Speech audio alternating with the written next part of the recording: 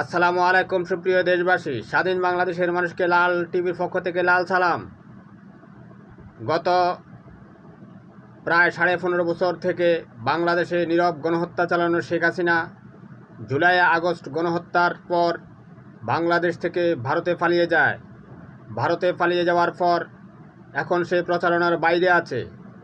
তাই নিজে আওয়ামী লীগের জঙ্গি নেতাকর্মীদের সাথে আমেরিকায় বা লন্ডনে কথোপকথন করে আবার সেগুলো ইউটিউব এবং ফেসবুকের মধ্যে ছেড়ে দিচ্ছে, যাতে করে এই জঙ্গিকে প্রচারণায় রাখা যায়।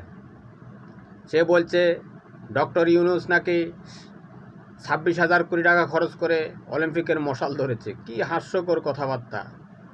আবার বলতেছে শেখ হাসিনা নাকি এখনও পদত্যাগ করেনি, সে বাংলাদেশের প্রাইম মিনিস্টার। বেনজিরকে কেউ খবর দাও, তাকে ধরে এনে গণভবনে ঢুকিয়ে দাও।